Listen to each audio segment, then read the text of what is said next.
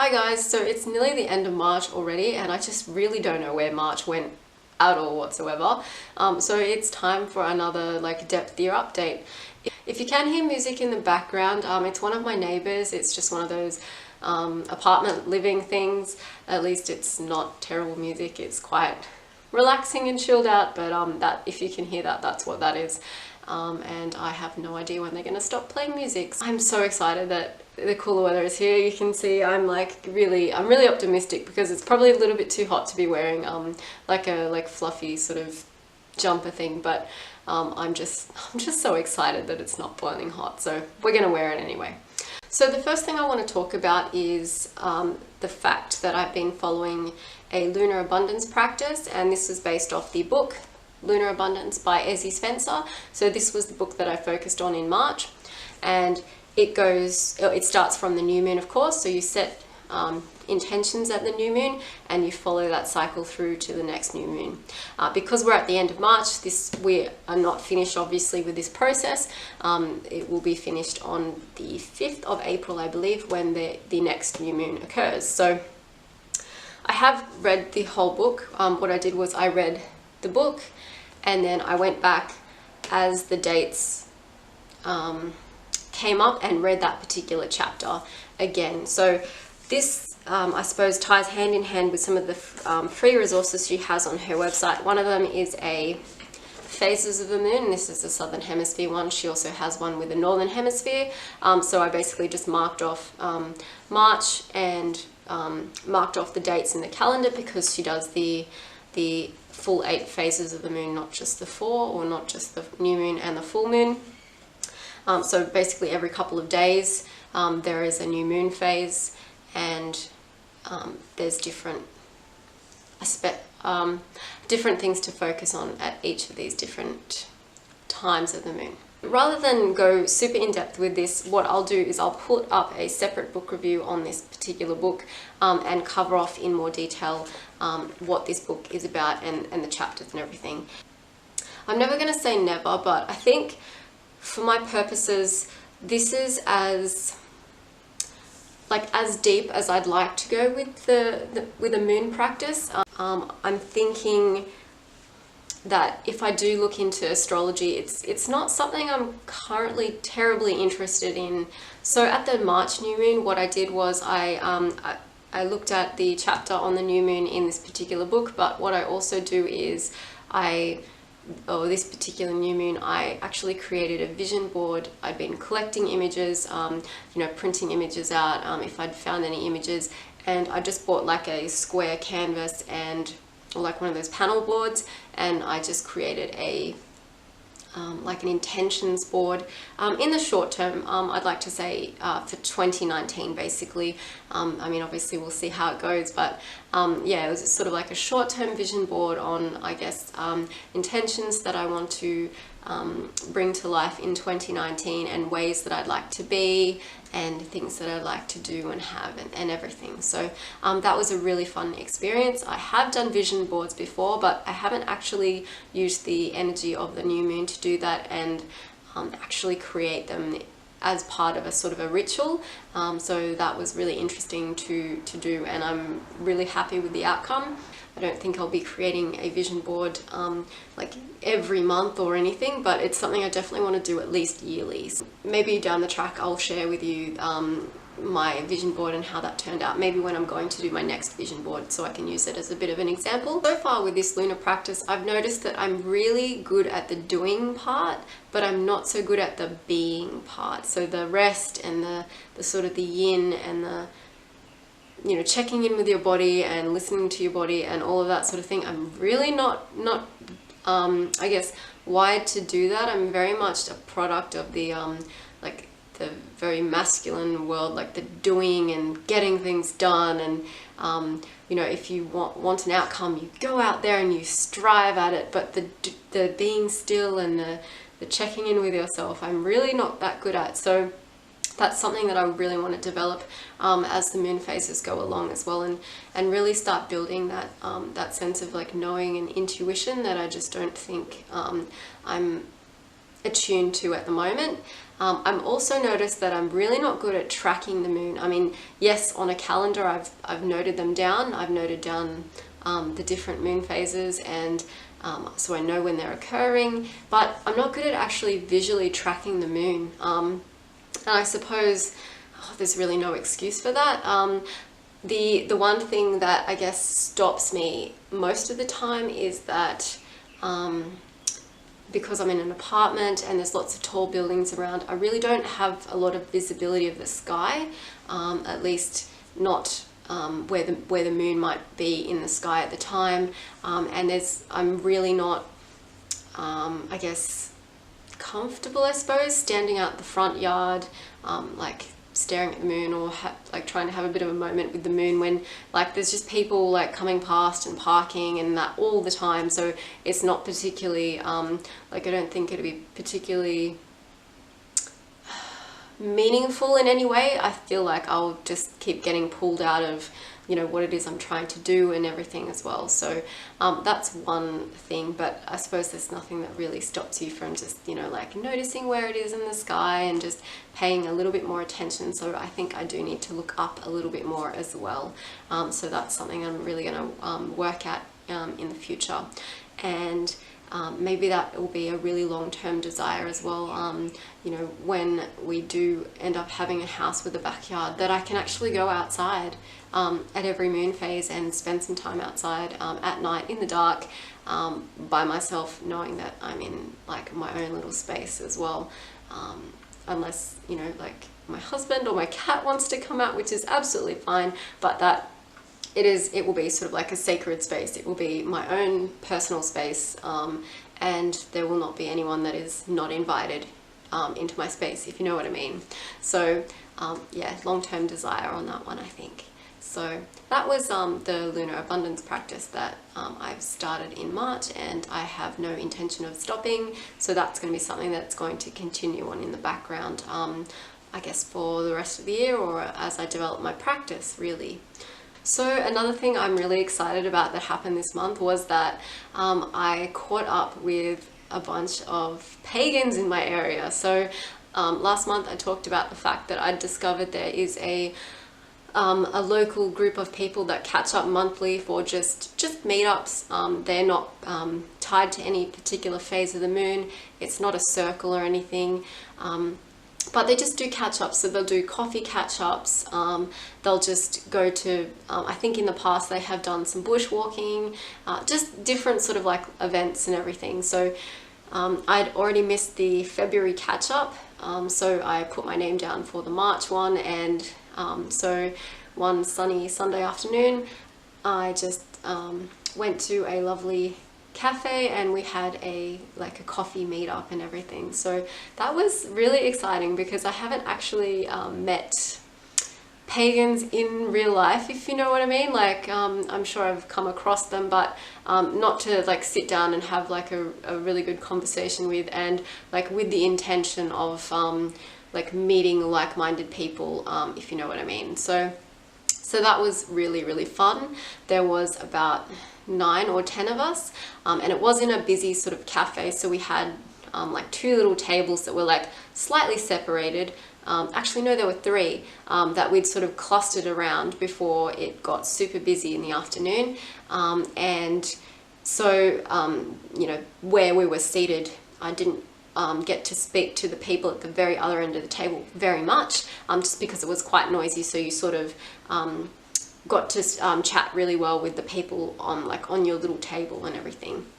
So in future I'm really keen to get to talk with some of the other people, if they are sort of like recurring faces, because another thing that they mentioned, or the few that do attend a lot of these mentioned, is that they've been seeing a lot of new faces this year as well. So that's really interesting to see as well, and it was a really good mix of people as well. There was like, you know, a couple of like males and females, and there was like a range of different ages, from sort of like, I guess, my age and like around my age to I guess people that have been practicing for decades and decades. So that was also really good. I'm really excited to meet people that have been practicing for a long while, and there is a lady that grew up with the pagan faith, so her parents are pagan, and so that's all she has known. So I'm really interested to catch up with her and just like listen to how growing up was for her and everything, because it's so far removed from my own experience. So I'm like super excited about that. So it's definitely something I'm going to continue to do. So I put more dates on the calendar for April. I know there is so they do a bunch of different things, I guess, to cater for the different things people enjoy. So there is a crocheting catch up.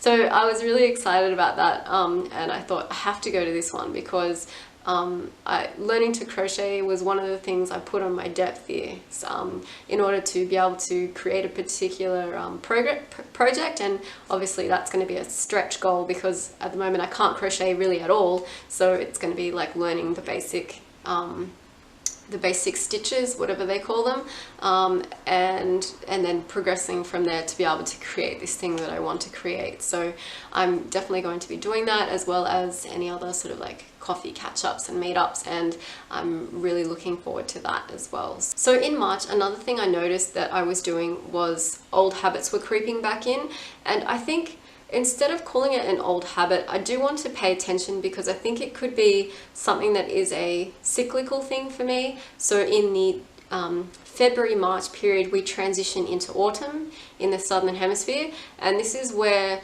last year I noticed as well, I started obsessing about my wardrobe and my style and the things that I had, like, so, you know, like how am I presenting myself to the world, all of that sort of thing.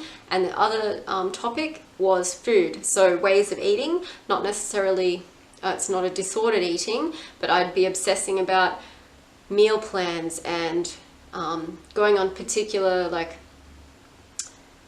dietary resets, for example, things like that. So last year I really obsessed about that, and I mentioned it in my depth year video, like my first video that I posted on this channel.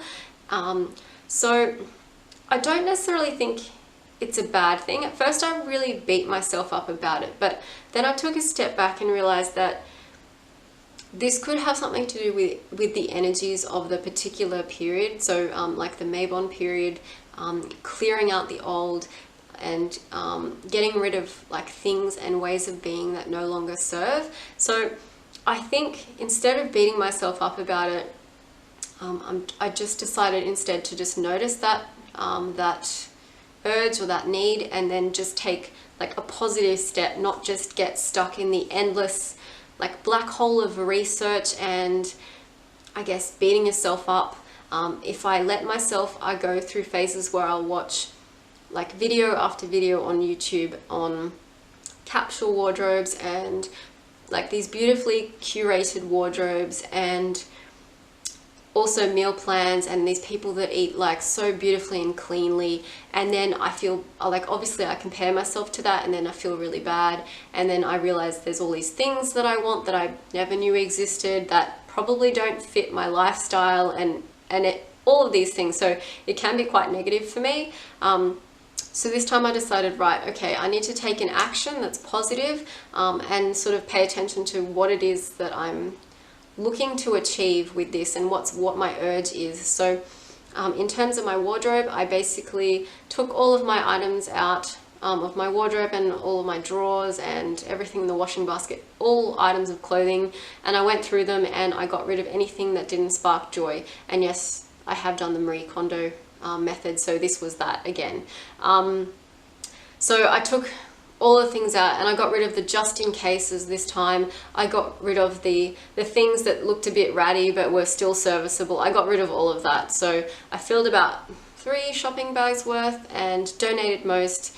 I scrapped some and then I put a couple on eBay. So I noticed out of that, I felt a lot more peace about the items that I do have. I love everything that I have now, and I've noticed as well something which I didn't realize. So for example, I have enough workwear. I really didn't think I did, but I do. I have enough, and if anything, maybe I need a couple of weekend outfits, and really it's only weekend outfits. I only really need like a very small amount because I only have like 2 days of weekends. So that was really good, and I'm just going to take a step back and notice the gaps in my wardrobe as they come up. So especially because we're transitioning into colder weather, if I find that there's something I'm really missing, then I will go out and mindfully purchase something that's high quality, or something that I really love from an op shop.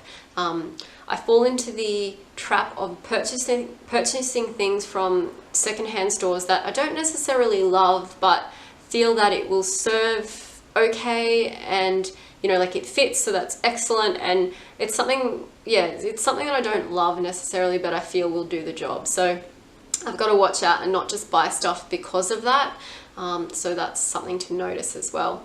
Now, in terms of meal planning and everything, I've decided to do a bit of like a dietary like reset, a bit of a step back from eating all of this crap that I have been eating lately. So I've been eating a lot of chocolate, sugars.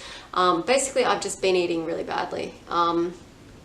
And yes, work is kind of busy and home life is a little bit busy at the moment, but that's not really any excuse. So this time I decided to set myself up for success if I want to do this over the period of April.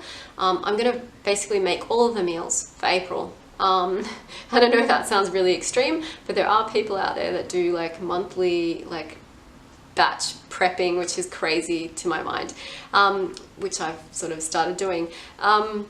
So every mealtime, so as I've been cooking dinner, I've been making something else on the side for this past week, and I've been freezing it. So I borrowed a bunch of containers from my mum, and I've just been freezing like soups. I've done some like egg muffins, like some fish and vegetable dishes, some chicken and vegetable dishes, and I've still got a couple more that I know that I want to do. And what I'll be doing is I might be freezing some things, and then I'll just pull out some like veggies and have that with it as well. So get some, just keep stocking up on fresh fruit and veggies. So basically I want to really focus on meats, fruits and vegetables and nuts, and just like for the month pretty much get rid of everything else. So yes, that is eliminating a lot of things from the diet. It is only for a month though, and I noticed that it really does reset your taste buds, and like your body energy levels like really increase and everything as a result. So that's what I'm going to be doing in April. I'm kicking it off on April the 1st. So I still have some meals to freeze, but I feel like I'm a lot more prepared, and if I can get myself to the Easter holidays, so mid-April, then I can relax a lot, because during the Easter period I have about a period of 10 days off, and I can just go into my kitchen and cook whatever it is I'd like, and so I don't need to worry so much about the taking like breakfast and lunch to work and snacks and all of this stuff. So I really just got to get myself to mid-April, and then I think the rest of April will be like pretty easy. So that's what I'm going to be doing in April, and noticing like the difference in how I feel and everything, and then slowly just let myself relax a little bit in May, and you know, slowly introduce some things, but especially for chocolate and that, use it as like a treat, not just something I eat every day. Or be an interesting challenge for myself. I do know, however, from eating really cleanly, I guess you can call it, so I have done that in the past, and I noticed that the energy levels and the way that you feel is just so linked to the things that you're eating. So I'm really excited to do this. Actually, I think it's something I really need. In terms of the Easter period, am I worried that I'm going to want to snack on all of this stuff over Easter? Not really. My family doesn't really do a crazy Easter gathering or anything, and obviously we're not really religious, so we don't celebrate it in that way, and we don't really get together and give each other a ton of Easter eggs or chocolates or anything.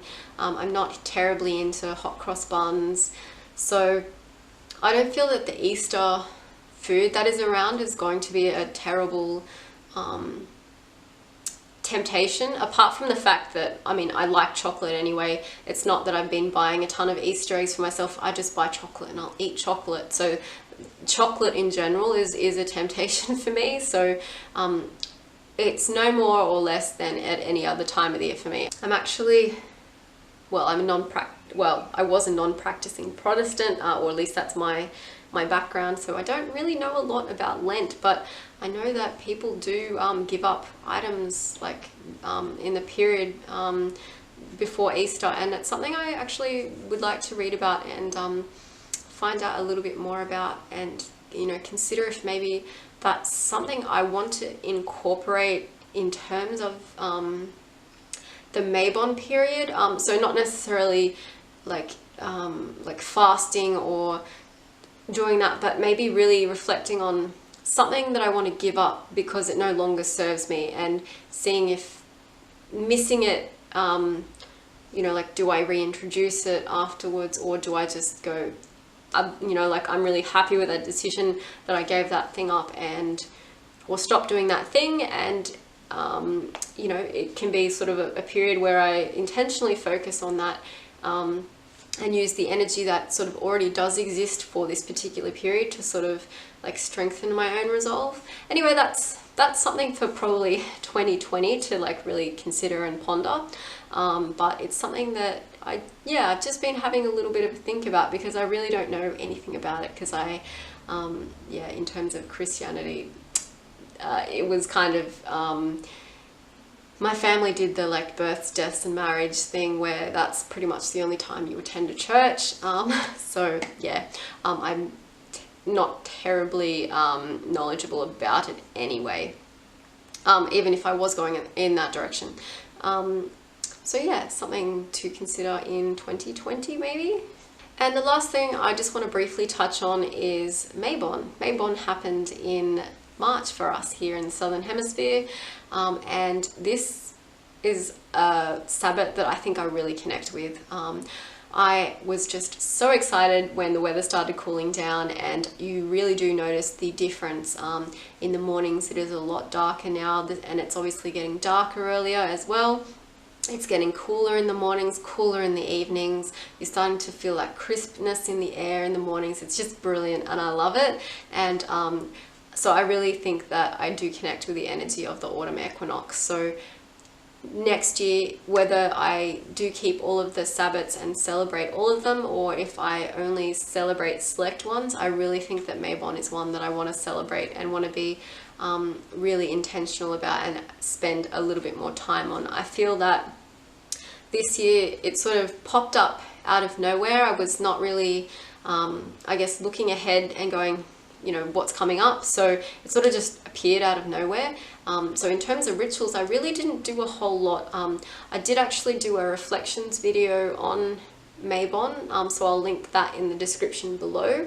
But as I said, really my Mabon ritual ended up being decluttering my clothing and my wardrobe, and also thinking about cutting back and having like a bit of a break on some of the food that I've been eating, which is happening in April. So those are the two sort of outcomes of the Mabon period, I suppose. But yeah, I've got a video about that, so I'll link it in the description below if you want to watch sort of a little bit in more detail.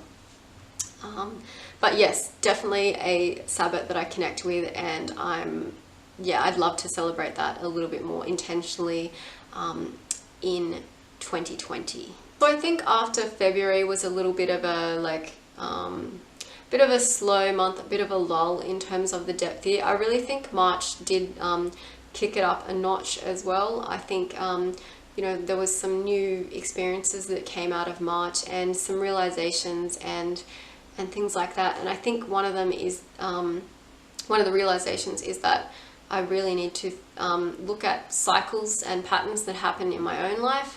So for example, the transitional period between summer and autumn, I've noticed, and usually in May for me, May and August, there's usually certain energies that I really notice, and I go through certain, I guess, patterns in my life. I think a lot of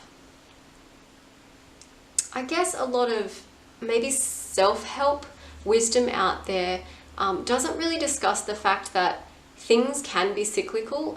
So you watch a lot of if you watch a lot of videos on YouTube or things like that, you know that they talk about, so it's like a linear progression. So, you know, like there's a problem or something that you want to fix, you go through this process and you solve the problem, and then it's solved. Like they never discuss, okay, well, it's solved for now, but you know, it can revert, or it can go back to the start again, or it's something that is going to involve like, you know, energy to sort of maintain, or, you know, that sort of thing. So it's something that you don't hear a lot about, and so I do really want to consider like the patterns in my own life and the cycles that come up for me as well. So that's been a really interesting, I guess, revelation, I suppose, for me, as well as the moon practice is something that I really want to continue. So all in all, I feel like March has been like a really